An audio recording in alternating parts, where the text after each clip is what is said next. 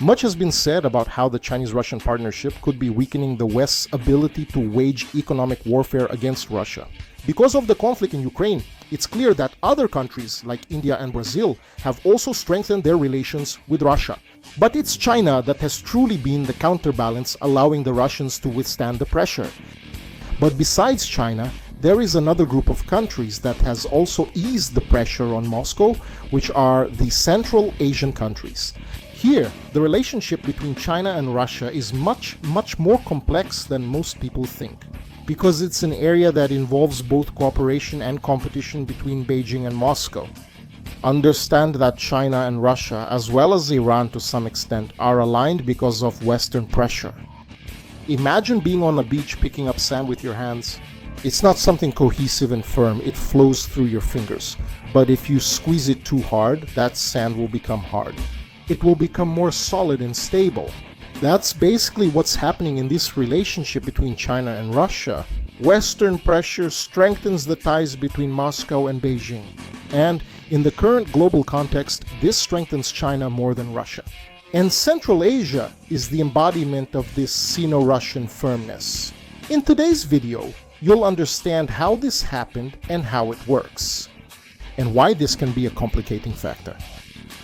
But before that, don't forget to subscribe to the channel and share this video with everyone you know, to help the World Geopolitics channel keep going. Without your support, the World Geopolitics channel remains basically unknown, since it's on a kind of shadow list on YouTube, being practically ignored. Your support is crucial. I'm Daniel Petta, and this is the World Geopolitics channel.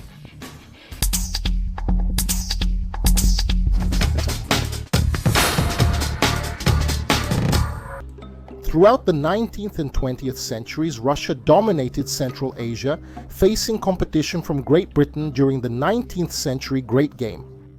I've made a video explaining my thesis in more detail, which I'll link in the comments.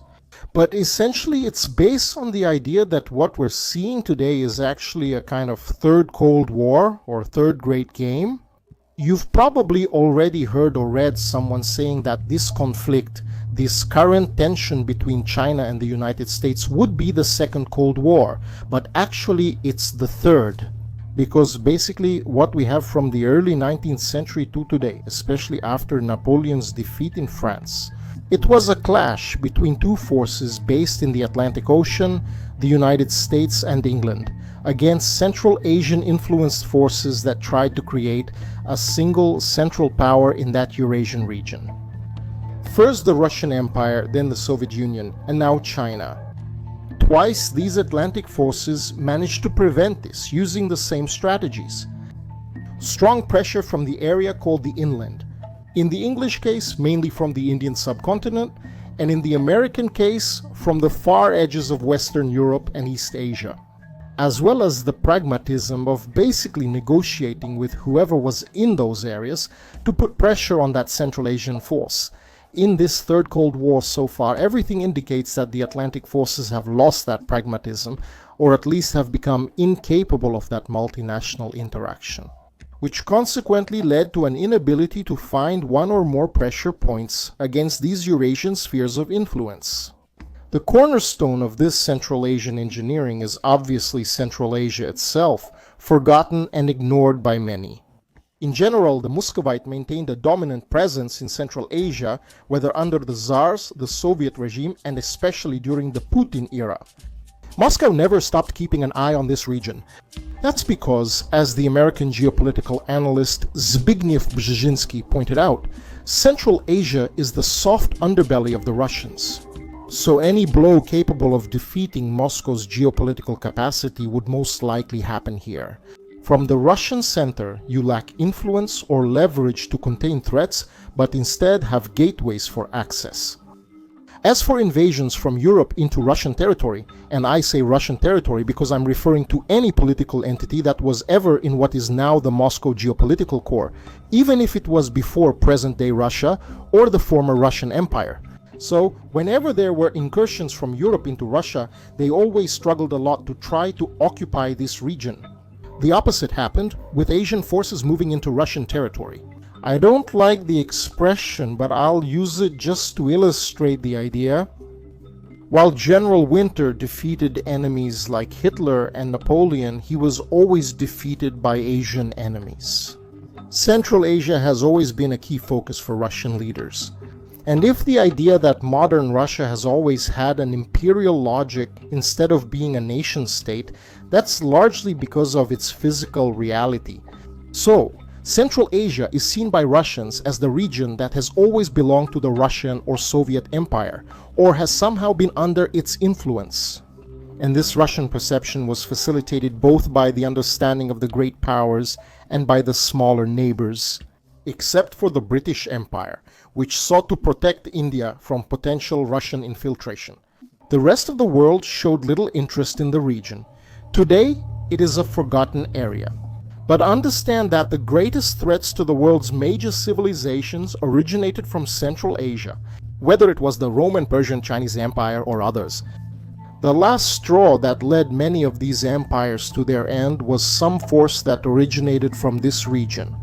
This was something that would change slowly and gradually as the world became more maritime during the Victorian era, a context that was maintained and expanded later by the United States in the 20th century.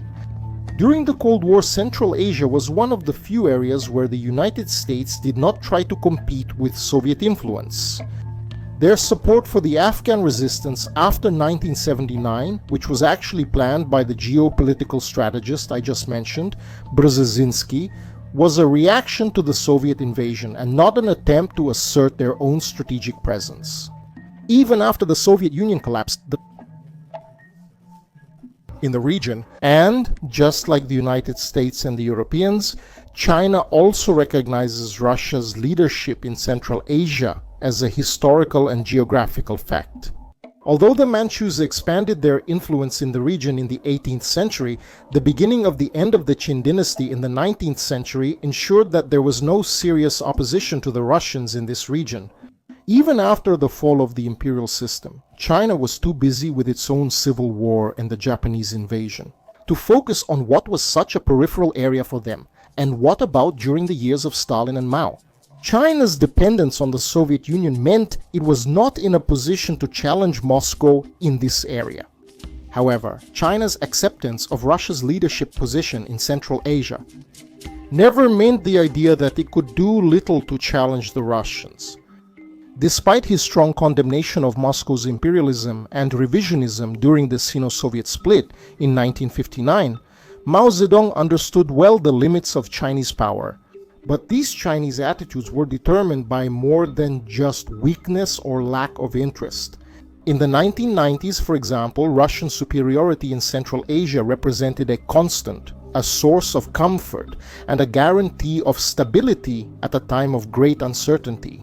Above all, as Islamic jihadism was beginning to emerge in the Middle East and Central Asia, partly due to China's own actions as well, which played a very important role in supplying weapons and training Afghan mujahideen along with the United States, although less publicly disclosed. The Kremlin's aversion to separatist sentiments, whether in Chechnya or the Far East, was aligned with the Chinese leadership. Just as the jihadists crushed the independence movements of the Uyghurs, Tibetans, and other groups, as well as sought the reunification of Taiwan. This convergence of Russia's and China's regional views was later firmly established in a joint commitment to combat the three evils of terrorism, separatism, and extremism. Just like during the Cold War, after the split, this region became a stage for indirect confrontation between the Chinese and the Russians. After the end of the Cold War, Beijing and Moscow tacitly agreed to cooperate in order to maintain stability in the region. This would provide stability so that Beijing would feel its strategic rear was protected. And with that, it could focus on domestic modernization, on expanding its naval power, and most importantly on Taiwan. Russia, in turn, would also help suppress Uyghur separatism, either directly or by pressuring Central Asian governments to take active measures against groups like the East Turkestan Islamic movement. And the main point here is that this sense of Russian assurance and security with China came precisely at the same time that a feeling of Western opportunism was growing among Russians. In response to Russian weakness, advancing NATO toward Eastern Europe while the United States exploited the end of bipolarity to strengthen its geopolitical position in Central and Eastern Europe. China respected Russia's vital spheres of interest, attempting nothing similar on its eastern and southern borders. But then we had September 11, 2001, the day of the Al-Qaeda attacks, because this was a defining moment in the triangular relationship between China, Russia, and the United States. And in this sense, it's very important to look at the perspectives of the Chinese and the Russians on this event. In the Russian case, these events greatly influenced the relationship between Russia and the United States, as well as shaping Russian policy in Central Asia. That's because immediately after the attacks, there was a huge emphasis on fighting global terrorism. In Russia, Putin moved closer in favor of cooperation with the West, especially because jihadism was and still is a serious and constant threat to the Russians. He offered political and intelligence support to the United States, as well as supporting the American military presence in Central Asia. In fact, Russian military bases in Central Asia were even made available for American use to support operations in Afghanistan. In addition, the Russians allowed American military aircraft to use their airspace to travel to Afghanistan. At the time, this was seen as the beginning of a new era in relations between these two countries. The Russians assumed that Russia didn't have the power to prevent the United States from entering the region, especially because some Central Asian governments had already shown interest in hosting American troops. So, for Putin, it would be more logical to take advantage of this situation, since it would be inevitable, hoping to gain benefits for having shown support from the very beginning. And also, the assumption at the time was that the United States' military presence in Central Asia could solve it. Problems that Russia was never able to deal with, like the Taliban regime in Afghanistan. And its stalemate, Russia was seen as a problem for the Russians, so much so that many Chechens fled to help the Taliban against the Americans. So this cooperation logic made sense. Moscow started from the idea that the United States would do the heavy lifting, while Russia would maintain its hegemony in the region. People today don't know or have forgotten how close Putin was to George W. Bush. In the early 1990s, Putin believed that the benefits of security cooperation with Washington outweighed the geopolitical costs. For example, allowing the United States to become a major player in Central Asia.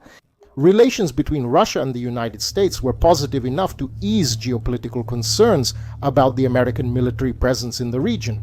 And Moscow believed that Central Asia would remain a Russian sphere of influence, although a less exclusive one. This is something you should keep in mind about why geopolitics is so complex and not something just anyone can handle. Because it's hard to make people who think understand. 880 to understand how Russia could be so bothered and suspicious about the American and NATO advance in Eastern Europe, but at the same time, it cooperated with the Americans to advance in Central Asia. Nothing is more common in geopolitics than feelings and actions of, and the... Obviously, Russia could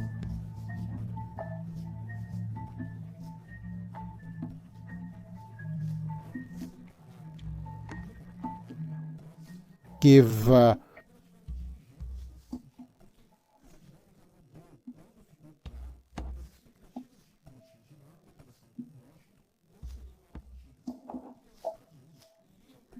be in Central Asia in the long run. Instead of reducing their temporary bases in Kyrgyzstan and Uzbekistan, the Americans expanded them. And at the same time, the Bush administration began to promote a normative Western agenda focused on the former Soviet republics, which resulted in the so-called color revolutions. First in Georgia, 2003, then Ukraine, 2004, and Kyrgyzstan, 2005. These revolutions then generated fears in the Kremlin that American policy had shifted from fighting Islamic extremism to exporting Western values into the Russian sphere of influence. Because the Russians never understood that the two things went together, Russian anxieties increased with the perception that Washington did not see Russia as a global strategic partner, but only as a regional ally. Useful in areas such as counterterrorism and non-proliferation of weapons of mass destruction. Faced with this, Moscow had two options in Central Asia. The first was to try to re-establish the previous status quo. But this was unfeasible due to Russian weakness and the resistance of the Central Asian states to return to the control of their former geopolitical leader. The second option was to co-opt China and the Central Asian states into a negative agenda to contain United States influence. But in this, we also have the Chinese perspective on the effects of September 11, because Putin's quick support for the United States military operation greatly surprised the Chinese leadership, who did not expect Russia to allow, much less support, the American military presence in a region that had always been considered part of the Russian sphere of influence. China was especially shocked by the lack of prior warning from Moscow about this decision. What existed were timid signs of a rapprochement between Russia and the United States, such as the meeting between Putin and Bush in June 2001. But the radical change in Russian policy, which began to focus on a broader and deeper cooperation with the United States, caught Beijing by surprise. During the following year, China observed a series of situations that confirmed Russia's new pro-Western trend, such as its passive acceptance. Moscow. The United States unilaterally withdrew from the Anti-Ballistic Missile Treaty in 2001, the Strategic Offensive Reductions Agreement in 2002, and the creation of the Russia-NATO Council in the same year. For the Chinese, Putin's stance after September 11 made it clear that, first of all, for Russia, relations with the United States and Europe would always take priority over any other relationship, including with China. And remember that we're talking about the distant year of 2001. A lot would change in the next 20 years. Back then, the Chinese were still suspicious of Russia because the feeling was that the Russians only remembered the Chinese when there was some kind of tension with the United States. It was as if Moscow kind of used the China card to show that it had options and alternative allies to the Americans. However, in times of good relations with the West, the strategic partnership with Beijing ended up taking a back seat. However, at the time, the Chinese leadership already had this distrust, even before the attacks. The speed with which Russia allowed the presence of American troops in Central Asia without even talking to Beijing made it clear that Moscow was not going to support Chinese interests in the region. From then on, China concluded that it would have to advance its regional agenda on its own. The tacit 1990s agreement between Russia and China on Central Asia had ended since a Russia leaning toward the West was no longer reliable. Beijing saw that after the formal defeat of the Taliban, Russian influence in Central Asia had weakened, and that the United States had become a new major power in the region.